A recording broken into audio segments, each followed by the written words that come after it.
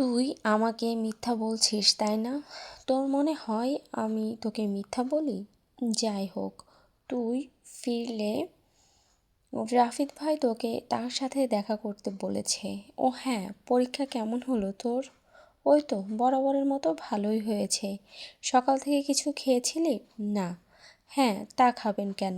যখন গ্যাসটিকে লাড়া দেবে তখন বুঝবেন। আরে রাগ করিস না। আজকে হলো হল কেন্দ্রে পৌঁছানোর পরপরই হলে ঢুকিয়ে দিয়েছে, আর পরীক্ষা শেষ হওয়ার সাথে সাথেই বৃষ্টি শুরু হলো, তাই খাবার খাওয়ার আর সময় পাইনি। বুঝেছি, এখন খেতে চলেন। হ্যাঁ যাব, তবে আগে রাফিদ ভাইয়ের সাথে দেখা করে আসি। আচ্ছা আমি তাহলে যাই, তুই তাড়াতাড়ি আসিস। আচ্ছা। ক্ষমতার পালাবদলে এখন এক নতুন দৃশ্যপট বাবার ছায়া মারিয়ে এবার ছেলেই নামছে নির্বাচনের ময়দানে। একদা যে ছিল উত্তরসূরি, আজ সেই দাবি রাখে সিংহাসনের। রক্তের সম্পর্কই এখন হয়ে উঠেছে রাজনীতির প্রধান হাতিয়ার। তাই ক্ষমতাকে হাতের মুঠোয় আনার জন্য আরিশ তৎক্ষণাৎ জামা কাপড় চেঞ্জ করেই বেরিয়ে পড়েছিল। সকাল গড়িয়ে দুপুর, এখন পর্যন্ত বাড়ি ফেরার নাম নেই। সব কিছু ঠিকঠাক করেই সে আজ বাড়ি ফিরবে, এটাই সিদ্ধান্ত নিল। আরিশের পাশাপাশি আয়ানও সকাল থেকে ওর পাশেই ছিল। বলতে গেলে আয়ান আরিশ দুজন দুজনার কলিজার বন্ধু। কেউ কারো কষ্ট বা অপমান সহ্য করতে পারে না। আরিশ এত বছর দেশের বাইরে থাকলেও প্রতিনিয়তই আয়ানের সাথে কথা হতো, আর আজ আয়ানের জন্যই সে তার প্রিয়তার ক্ষণে ক্ষণে খবর পেয়েছে, প্রিয়তার খেয়াল রেখেছে, যোজন যোজন দূরে থেকেও সব কিছু জানতে পেরেছে। ছেলেটা সেই আসার পরপরই বাসা থেকে বেরিয়ে গেছে। আপনি একটু দেখুন না কোথায় গেছে, সানজিদা খান বলল। সময় হলে চলে আসবে। ছেলে ছোট নেই তার এখন, আর আমাদের কথা শোনার বয়স নেই, সে তার নিজ ইচ্ছায় চলে, সাফওয়ান খান বলল। ফোন দিলাম কতবার, রিং হলো তবে রিসিভ করেনি। দুপুর হয়েছে, খাবার দাও, আরিশ খান বললেন। আরিশ চলে আসবে। হ্যাঁ। যুথি সুন্দর সাদা রঙের একটা গোল ফ্রক পরে ড্রেসিং টেবিলের সামনে কোমর ছাড়িয়ে লম্বা চুলগুলো সোজা আঁচড়ে নিল। ফর্সা গালে হালকা ক্রিম মেখে নিল। ব্রাশ, ব্যাস এতেই তাকে মাশাআল্লাহ সম্পূর্ণ রেডি হলো। যুথি রাফিদের রুমে এসে, তুমি আমাকে ডেকেছিলে ভাইয়া? হ্যাঁ, তবে তুমি আমাকে ডেকেছিলে এতটুকুই তো ঠিক ছিল, শেষের ভাইয়াটা না বললেও হতো। যুথি রাফিদের কথা শুনে মুচকি হেসে বলল, আপনি আমার বড় ভাই, তাই তো আপনাকে ভাইয়া বললাম। ইস, তোমার হাসিটা কতটা আকর্ষণীয়। বুঝলাম না। ওই যে তুমি হাসি দিলে তোমার ফর্সা দুই গালে দুটো টোল পড়ে, আবার গোলাপি রাঙা ঠোঁটের নিচে কালো কুচকুচে কত সুন্দর একটা আকর্ষণীয় তিল, যা আমাকে বরাবরই মুগ্ধ করে। যুথি রাফিদের কথা শুনে কিছুটা লজ্জা পায়, তাই কিছুটা সংকোচতা নিয়ে বলল, তুমি আমাকে কেন ডেকেছিলে? তোমার জন্য একটা গিফট আছে। গিফট না আম্মুর কাছে দিয়েছিলে? সেটা তো সবার সাথে পাওনা গিফট, তোমার জন্য স্পেশাল একটা গিফট এনেছি। সত্যি? হ্যাঁ, একটু অপেক্ষা করো, এখনই দিচ্ছি। রাদিফ কিছুক্ষণ পর একটা শপিং ব্যাগ এনে যুথির হাতে দেয় এবং হাসি মুখে বলে, তুমি বলেছিলে না তোমার একটা ফোন চাই, তাই তোমার জন্য বাহির থেকে নিয়ে আসলাম। কি ফোন? অবিশ্বাস্য বলে প্যাকেট থেকে গিফট পেপার মোড়ানো একটা বক্স বের করে ঘুরিয়ে ফিরিয়ে দেখতে থাকে। তুমি খুশি? আরে কি বলছো তুমি খুশি মানে? আমি এতগুলো খুশি। হাসি মুখে দুই হাত গোল গোল করে বলল, তোমাকে অসংখ্য ধন্যবাদ ভাইয়া। সোনা মেয়ে, আমাকে একদম ভাইয়া ডাকবে না। শোনো মেয়ে, আমাকে একদম ভাইয়া বলে রাখবে না। তাহলে তোমাকে কি বলে ডাকবো? সেটা তোমার ইচ্ছে। তুমি তো আমার অনেক বড়, তাই তোমাকে ভাইয়া বলেই ডাকবো। বলে যেতে বলে চলে যেতে নিলেই রাদীপ পেছন থেকে আবার বলে উঠল, তোমার কালো চুলগুলোও অনেক সুন্দর, একদম তোমার মতো।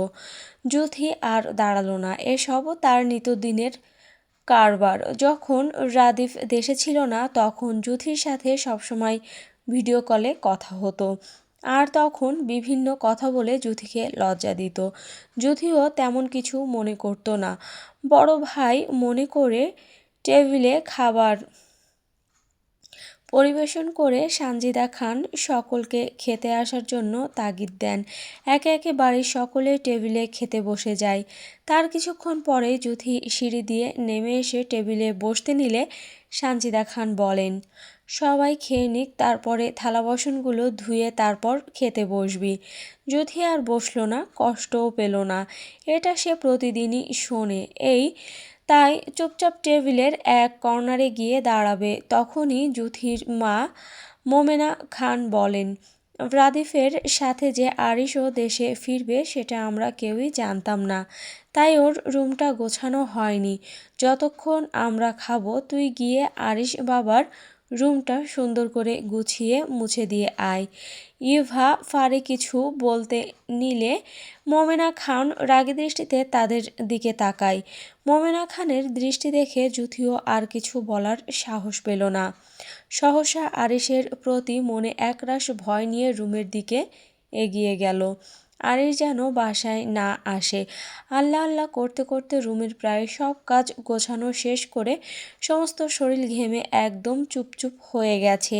সাদা জামা হওয়ার কারণে শরীরের অনেকটা জায়গা স্পষ্ট বোঝা যাচ্ছে। অতিরঞ্জিত গরমে বিরক্ত হয়ে গায়ের ওড়নাটা বিছানার একটা কোণে রেখে ঘর মোছার জন্য বালতিটা হাতে নিল। ঘর মোছার শেষ পর্যায়ে হুট করে আরিশ হুঙ্কার ছাড়তে ছাড়তে রুমের ভিতর প্রবেশ করে। ঠাস করে দরজাটা লাগিয়ে দেয়। ঠাস করে দরজা লাগানোর শব্দ পেয়ে যুথির আত্মা কেঁপে ওঠে। তাড়াতাড়ি করে পেছনে ঘুরে আরিশকে দেখে ওর চোখ ছানা বড়া হয়ে যায়। ওদিকে আরিশেরও যে সেম অবস্থা। সামনে সেই ফেলে রেখে যাওয়া বাচ্চা মেয়েটাকে চোখের সামনে এত বড় হতে দেখে আরিশ যুথির দিকে তীক্ষ্ণ চোখে খেয়াল করলো। যুথির গায়ে ওড়না নেই, চুলগুলো খোপা করা, শরীরের আকর্ষণীয় অনেক জায়গায় স্পষ্ট বোঝা যাচ্ছে। এটা দেখে আরিশ বাঁকা হাসল। জারপনে কালো প্যান্ট, কালো শার্ট, ভেতরে সাদা গেঞ্জি, চুলগুলো সামনের দিক অগোছালো, হাতে ব্র্যান্ডেড ঘড়ি, গায়ের রং অনেকটা ফর্সা, লম্বা 6 ফিট, সব মিলিয়ে ছোট ধরনের একটা ক্রাশ খায় যুথি। কিছুক্ষণ আরিশের দিকে ড্যাব ড্যাব করে চেয়ে থাকার মধ্যে ওর কানে আসে কঠিন কণ্ঠে বলা কিছু কথা। তোকে আমার রুমে আসার পারমিশন দিল কে? আর তোর সাহসী বা হলো কি করে আমার রুমে আসার? ব্যাস এতটুকু কথাই যথেষ্ট ছিল যুথির ভয়কে বাড়িয়ে দেওয়ার জন্য। তার জন্যই এই বাড়ির ছেলেটি ছেড়েছিল, আর তার জন্যই এতটা বছর সে এই বাড়ি ফেরেনি। এখন এতটা বছর পর বাড়ি ফিরে তার উপর রাগ দেখিয়ে যদি আবার চলে যায়, তাহলে বাড়ির প্রতিটা মানুষ এবার বাড়ি থেকেই ওকে বিদায় করে দিবে। সেই ভয়ে কিছুটা পিছিয়ে গিয়ে বলল, বিশ্বাস করেন ভাইয়া, আমি আপনার রুমে মোটেও আসতে চাইনি। আম্মু বলল আপনার রুমটা পরিষ্কার করে দিতে, তাই এসেছি। বয়সের সাথে সব কিছুই তো বড় হয়ে গেছে তোর, এখন দেখতে আগের চেয়ে অনেক হট লাগছে। মানে? আরে তুই মানে বুঝতে পারছিস না? কাছে আয়, কি কি বড় হয়ে গেছে ধরে দেখাই, তাহলেই বুঝে যাবি। যুথি আরিশের কথা শুনে ভুরু কুঁচকে নিজের শরীরের দিকে ভালোভাবে পর্যবেক্ষণ করে এবার আরিশের কথার মানে কিছুটা হলেও বুঝল। বোঝার সাথে সাথে নাউজুবিল্লাহ পড়ে বিছানার কাছে গিয়ে ওড়নাটা গায়ে ভালোভাবে জড়িয়ে বলল, আপনার রুম পরিষ্কার হয়ে গেছে, আমি এখন যাই? যেতে বলেছি? দুপা সামনে দিতেই আরিশের কথা শুনে পা দুটো থমকে যায় যুথির। ওখানেই দাঁড়িয়ে কাঁপা কাঁপা কণ্ঠে বলল, থেকে কি করব? আমাকে চুমু খাবি? আস্তাগফিরুল্লাহ নাউজুবিল্লাহ, এগুলো আপনি কি বলছেন ভাইয়া? বারবার কথার শেষে ভাইয়া ডাকটা শুনে আরিশের আগে থেকে দাউ দাউ করা রাগটা যেন আরও জলজল করে উঠল। তাই তেতে গিয়ে যুথির দুই বাহু চেপে ধরে রুক্ষ কণ্ঠে বলল, কোনো ভাই হই না আমি তোর, ভাতার হই, বুঝেছিস? আস্তাগফিরুল্লাহ, বিদেশ গিয়ে মনে হয় মাথাটা পাগল হয়ে গেছে, কি সব গাঁজাখুরি কথা বলছে। আবার কত জোরে আমার বাহুটা চেপে রেখেছে। মনে মনে আরিশের থেকে ছাড়া পাওয়ার জন্য মুচড়া মুচড়ি করে কিছু বলতে যাবে তার আগেই আরিশ বলল, অন্যের মুখে প্রশংসা শুনতে খুব ভালো লাগে তাই না? তাদের থেকে অ্যাট্রাকশন নিতে ভালো লাগে, তাদের সামনে ঢ্যাং ঢ্যাং করতে খুব ভালো লাগে তাই না? আর আমার সামনে আসলেই তোর ছোটবেলা থেকে যত সব নাটক শুরু হয় তাই না? আজ তোর এই নাটকের শেষ বয়ে আনবো আমি। যুথি জামার দুই সাইড শক্ত করে মুঠ করে ধরে কোনো রকম তোতলাতে তোতলাতে বলল, আমি এমন কি করেছি যে আমাকে দেখার সাথে সাথে আপনি আমার সাথে এমন ব্যবহার করছেন? কি করেছিস তাই না, আজ বোঝাচ্ছি কি করেছিস। বলে ওকে ছেড়ে একটা মোটা দড়ি এনে ওর হাত দুটো বেঁধে রাখে। হাত বাধা দেখে কান্না জড়িত কণ্ঠে বলল, এভাবে হাতটা বাঁধছেন কেন? ব্যথা পাচ্ছি তো আমি। ব্যথা পা গিয়ে, তুই আজ সারা রাত এভাবেই বাধা থাকবি। ভাইয়া দোহাই লাগে আপনার, পরশু আমার পরীক্ষা আছে, আমাকে এভাবে আটকে রাখবেন না ভাই, আমি পড়তে পারবো না, পরীক্ষা ভালো হবে না, প্লিজ আমাকে যেতে দিন, বিশ্বাস করুন মরে গেলেও এই রুমে আর পা রাখবো না কোনো দিন না। জোরে জোরে কান্না করে, এই রুমেই তোর শুরু, এই রুমেই তোর শেষ। হ্যালো বন্ধুরা, এই গল্পের পরবর্তী পার্ট খুব শীঘ্রই চলে আসবে। তো যারা যারা এখনও চ্যানেলটি সাবস্ক্রাইব করনি তারা এখনই চ্যানেলটি সাবস্ক্রাইব করে দাও। আর এই গল্পটি যাদের যাদের ভালো লাগছে তারা অবশ্যই একটি লাইক এবং গল্পের শেষে গঠনমূলক কমেন্ট করে যাবেন। ধন্যবাদ সবাইকে।